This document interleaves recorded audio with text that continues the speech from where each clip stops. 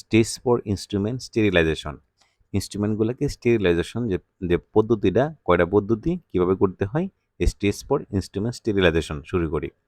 প্রথমে দেখেন, stage for instrument স্টেরিলাইজেশনের প্রথম হচ্ছে প্রি সোকিং। প্রি সোকিং মানে আপনি ইনস্ট্রুমেন্টগুলো যখন কাজ করার পরে, কোনো রুগী দেখার পরে ইনস্ট্রুমেন্টগুলো কাজ করার পরে ইনস্ট্রুমেন্টগুলোকে কি একটা পানির মধ্যে ভিজিয়ে রাখা, ওটাকেই বলে প্রি সোকিং। কেন ভিজিয়ে রাখা হয়? এই ইনস্ট্রুমেন্টের মধ্যে যে রক্ত বা অন্য অন্য ময়লা জমে থাকে, ওইগুলো ভিজিয়ে রাখলে অনেকটা দুর্বল হয়ে যায়, লুজ হয়ে যায়। তারপরে ক্লিন বা অন্য কিছু করতে সহজেই কাজ করা যায়, পরিষ্কার করা যায়।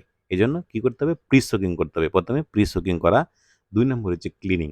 এখন ক্লিনিংটা দুইভাবে করা যায়, একটা হচ্ছে ম্যানুয়াল ক্লিনিং আর একটা হচ্ছে আলট্রাসনিক ক্লিনিং। আচ্ছা, ম্যানুয়াল কোনটা? যেটা আমরা হাতে পরিষ্কার করি, এটা হচ্ছে ম্যানুয়াল ক্লিনিং।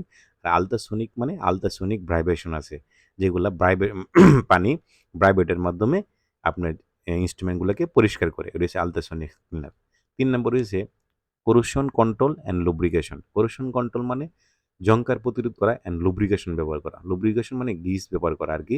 গুণীয়মান যে যন্ত্রগুলো আছে ওটির মধ্যে lubrication ব্যবহার করলে ক্ষয় কম হয় এবং মসৃণ থাকে।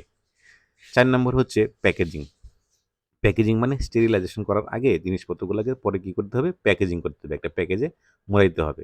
৫ নম্বর হচ্ছে স্টেরিলাইজেশন করা। ঠিক আছে? ৬ নম্বর হচ্ছে হ্যান্ডেলিং স্টেরাইল ইনস্ট্রুমেন্ট।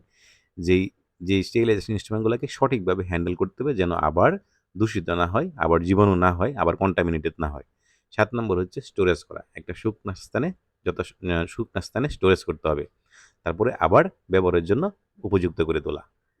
নিচে দেখেন, the order of good sterilization is, একটা ভালো স্টেরিলাইজেশন লক্ষণ হচ্ছে কি? ওয়াশিং, ইন্সপেকশন, তারপরে পরীক্ষা করা, অটোক্লেভ করা, তারপরে ড্রাইং করা, শুকানো, তারপরে আবার স্টোরেজ করা। এই হচ্ছে স্টেজ ফর ইনস্ট্রুমেন্ট স্টেরিলাইজেশন।